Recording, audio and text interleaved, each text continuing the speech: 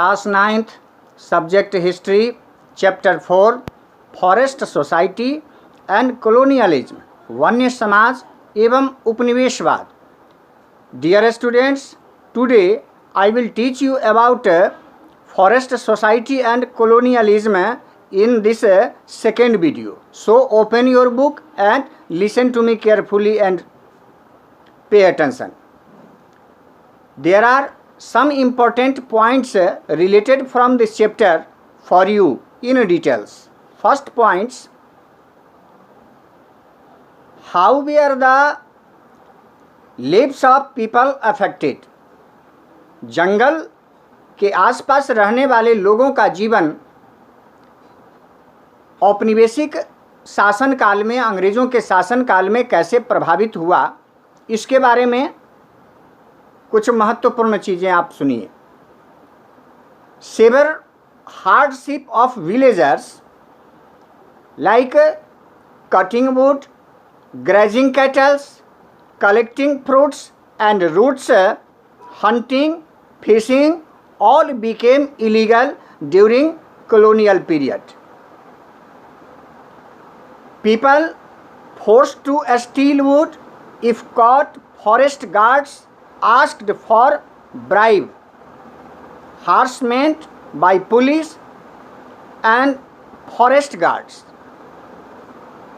One के अंदर और जंगलों के आसपास समीप रहने वाले खास करके आदिवासी समुदाय के जो लोग थे, वो उनका जीवन पूरी तरह से जंगलों पर आश्रित था। वे जंगल से लकड़ियाँ काटने के लिए जंगल में जाते थे, मवेशियों को चराने के लिए, कुछ फल फूल कंदमूल इकट्ठा करने के लिए जाते थे, छोटे छोटे जीव जंतुओं का शिकार करने के लिए, मछली पकड़ने के लिए, ये सब बहुत सारी चीज उनकी एक्टिविटी थी जो जंगलों पर आश्रित थी और इसके लिए वे जाते थे। जब से भारत में उपनिवेशवाद की स्थापना हुई, अंग्रेजी शासन प्रारंभ हुआ, आदिवासियों के और वन्य समाज के इन सारे कार्यों को गैर कानूनी घोषित कर दिया गया और जो लोग इन वस्तुओं के बिना, वन्य उत्पादों के बिना ठीक ढंग से जीवित नहीं रह सकते थे, अब अपने जीवन यापन नहीं कर सकते थे, उन्होंने चोरी छिपे जंगलों में इस कार्य को करना शुरू किया। लेकिन पकड़े जाने पर if caught, forest guards asked for bribe, वन रक्षकों के द्वारा जो फॉरेस्ट गार्ड होते थे, पकड़े जाने पर कड़ाई के साथ उनसे पूछताछ किया जाता था, कड़ी सजा दी जाती थी और उन्हें अरेस्ट किया जाता था।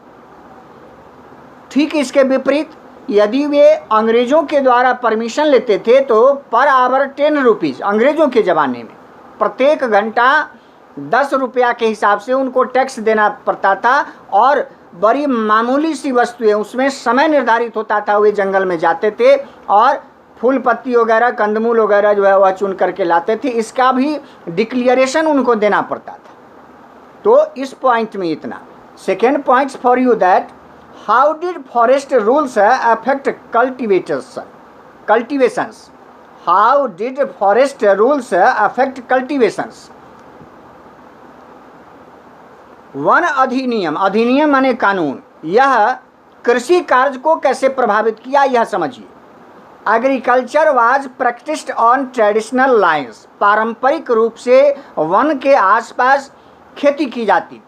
शिफ्टिंग कल्टीवेशन और swidden agriculture practised by forest people, जंगल में रहने वाले लोग स्थानांतरी कृषि को अपनाते थे जो पारंपरिक कृषि होती थी, that is called shifting cultivation. मैं पहले वीडियो में आपको बता चुका हूँ कि वन में रहने वाले लोग जंगल के एक जगह को चुनकर घास फूस को काट कर उसको जला करके और साफ कर देते थे।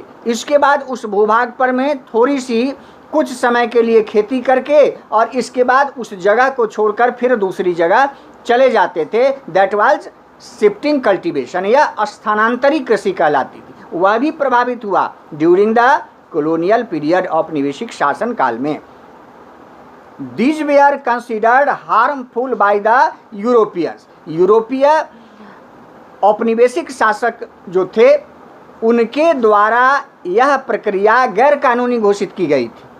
Growth of trees was affected, fire added danger of burning valuable timbers, revenue collections difficult, ये सब त्रुटियां थी। अर्थात अंग्रेजों का मानना था कि जंगलों में इस तरह से शिफ्टिंग कल्टीवेशन से या आग लगा देने से वन की इमारती लकड़ियां जल जाती हैं और वहाँ खतरे की स्थिति उत्पन्न हो जाती है, पेड़ पौधे की वृद्धि समाप्त हो जाती है और इस तरह से राजस्व वसूली में भी कठिनाई उत्पन्न होती है, टैक्स वसूलने में। ये अंग्रेजों का मानना था। सो गवर्नमेंट बैनेड शिफ्टिंग कल्टीवेशन, इसलिए औपनिवेशिक सरकार ने, विदेशी हुकूमत ने शिफ्टिंग कल्टीवेशन को प्रतिबंधित कर दिया। Then communities displaced, forcibly occupations changed, rebellions took place. और इसके बाद वन में रहने वाले लोग जो थे पारंपरिक जीविका पर आश्रित थे, उन्होंने जब उनका जीवन संकट में पड़ गया तो वे अपने पारंपरिक बिजनेस, व्यवसाय और ऑक्यूपेशंस को चेंज कर लिया और दूसरे कार्यों में मजबूरन अपने आप को लगाने लगे। लेकिन यह स्थिति उन्हें कदापि स्वीकार्य नहीं था। अंग्रेजों की यह शासन पद्धति, यह शासन व्यवस्था उन्हें स्वीकार नहीं थी। इसलिए वन समाज अर्थात आदिवासी लोग जो जहां जंगल के आसपास रहते थे, एकजुट होकर अंग्रेजों के खिलाफ विद्रोह करने लगे। उसी में एक है rebellion in Bastar.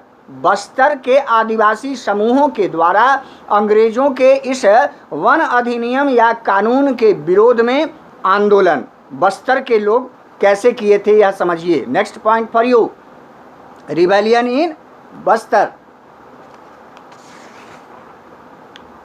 Bastar is located in Chhattisgarh,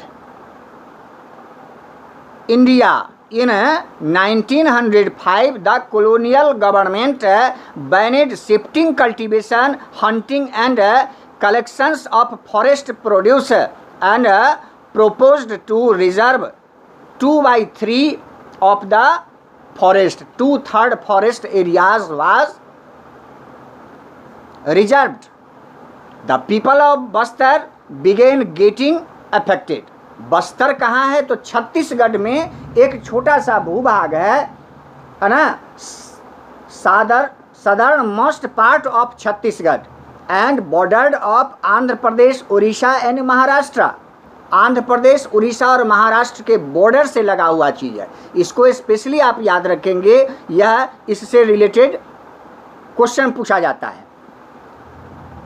तो इस क्षेत्र में अंग्रेजों के द्वारा शिफ्टिंग कल्टीवेशन और शिकार पर पूरी तरह से रोक लगा दिया गया था। वन में जाकर जो आदिवासी समाज के लोग कंदमूल, फल फूल, जलावन की लकड़ी आदि इकट्ठा करते थे, शिकार करते थे, पूरी तरह से प्रतिबंधित कर दिया गया और 2/3 वन क्षेत्र को रिजर्व अर्थात आरक्षित कर दिया गया। इस तरह से बस्तर के आसपास रहने वाले लोगों का जीवन संकट में पड़ गया। Communities like Maria, Muria, Gonds, Dhurva, Halbas and Bhatras lived here. यहाँ इस तरह के आदिवासी समुदाय के लोग रहते थे। जैसा कि हमने आपको बताया, मारिया, धुरवा, गोंड, हलबा और भत्रा आदि आदिवासी समुदाय के लोग रहते थे। In their belief the earth gave them land and they look after the earth. उन लोगों का यह विश्वास था कि ईश्वर ने हमें धरती पर ये वन उत्पाद और वन संपदा प्रदान किए हैं, हम लोगों का इस पर में विशेष अधिकार है, जबकि अंग्रेज हमारे ये अधिकार छीन रहे हैं, यह उचित नहीं है। इसीलिए उन्होंने अंग्रेजों के खिलाफ विरोध किया था।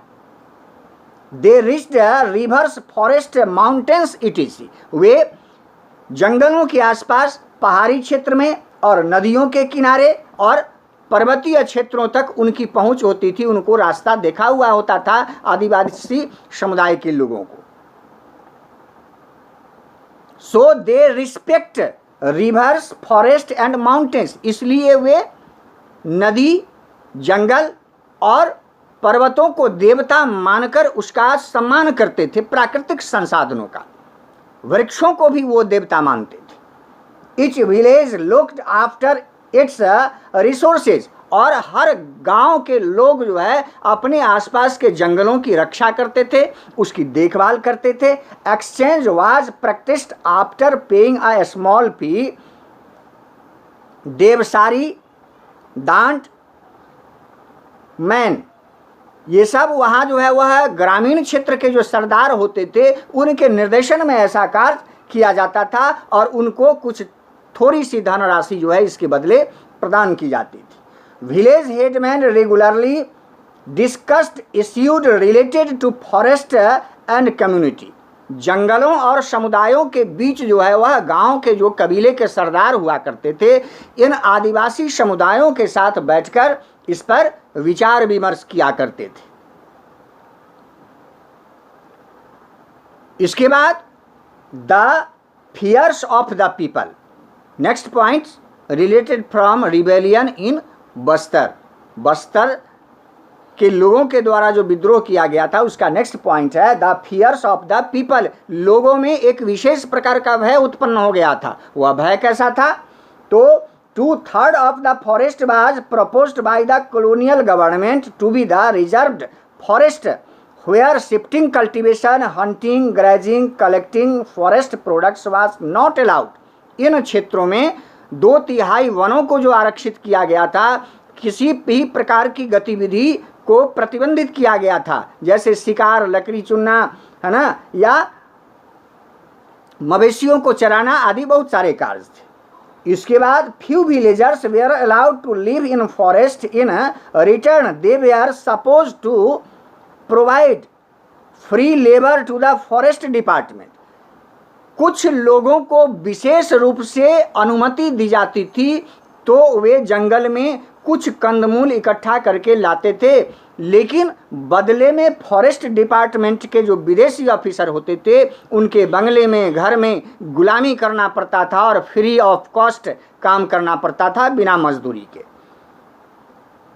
Others were displaced with no notice और कंपेंसेशन। जंगलों में और उसके आसपास रहने वाले लोगों को वहां से हटाकर दूसरे क्षेत्र में रहने के लिए बाध्य किया गया बिना किसी सूचना के और बिना किसी आर्थिक मदद या सहायता के, कि अपने घर बार या उस जगह को छोड़कर यदि वे दूसरी जगह चले जाते हैं तो उसके बदले में उनको जीवन जीने के लिए जो कुछ मुआवजे की राशि दी जाती है वह नहीं दिया जाता था। Village communities began to assemble and discuss injustice। अपने ऊपर हो रहे इस अन्यायपूर्ण व्यवहार के खिलाफ गांव के सरदार अपने कबीले के लोगों के साथ बैठकर इस पर विचार विमर्श करने लगे थे कि कैसे अंग्रेजों के खिलाफ आंदोलन किया जाए। Leaders from tribal communities began the movement to get back their forest and customary rights। अपना जो उनका मूल अधिकार है उसको प्राप्त करने के लिए और जंगल में वापस आकर रहने के लिए जो विशेष अधिकार था, इसके डिमांड के लिए उन्होंने विद्रोह की रूपरेखा तैयार की थी। Secret messages were spread in villages to rebel against British. गुप्त सूचना एक गांव से दूसरे गांव तक आदिवासियों के बीच भेजी गई थी, है ना, अंग्रेजों के खिलाफ लड़ाई लड़ने के लिए और लोगों को संगठित करने के लिए। Bazaars were looted, houses of officials and traders, police stations all were burnt and robbed and grains redistributed. बाजार की वस्तुओं को लूट लिया गया था और ब्रिटिश अधिकारियों के जो घर थे उसको डिस्टर्ब किया गया था, व्यापारियों की वस्तुओं को लूटा गया था, पुलिस स्टेशन में आग लगा दी गई थी और इस तरह से अनाज के गोदामों पर धावा बोल करके उसको लूट करके और लोगों में बांट दिया गया था। Troops sent to suppress the rebellion. British हुकूमत के द्वारा सेना को भेजा गया था इस आंदोलन को दबाने के लिए, लेकिन यह आंदोलन इतना उग्र था कि ब्रिटिश हुकूमत के सैनिक भी इस आंदोलन को दबाने में अपने आप को सक्षम नहीं हो पा रहे थे, क्योंकि वे आधुनिक परंपरागत हथियार से लड़ते थे, जबकि आदिवासी लोग तीर धनुष और पुराने परंपरागत हथियार से जंगल में, पहाड़ की कंदराओं में आसपास छुप करके और उस पर धावा बोलते थे। Tribal leaders tried to negotiate but were fired upon by British. आदिवासी समूह के लोग तो किसी तरह से समझौता करने के लिए तैयार हो गए थे, लेकिन ब्रिटिश सरकार ने उनके द्वारा उनके ऊपर गोली चला करके और अन्य तरीकों से उसको कुचलने का प्रयास किया था। Even after independence these forest have been reserved. और इसके बाद इसका परिणाम यह निकला कि आज़ादी के जस्ट बाद भी फॉरेस्ट अधिनियम, वन अधिनियम लागू किया गया और बहुत सारे वन्य क्षेत्रों को रिजर्व कर दिया गया, आरक्षित कर दिया गया, रिजर्व फॉरेस्ट।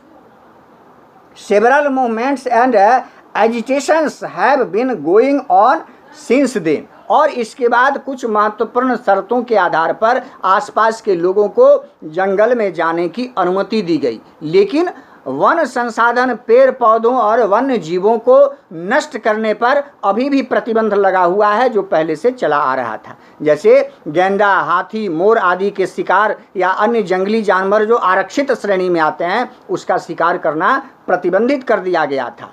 तो ये सब रिबेलियन इन बस्तर के अंतर्गत इतने सारे पॉइंट्स आते हैं। और इसके बाद कुछ महत्वपूर्ण पॉइंट्स हैं जो मैं आपको तीसरे वीडियो में बताऊंगा। आज के लिए बस इतना ही। Thank you.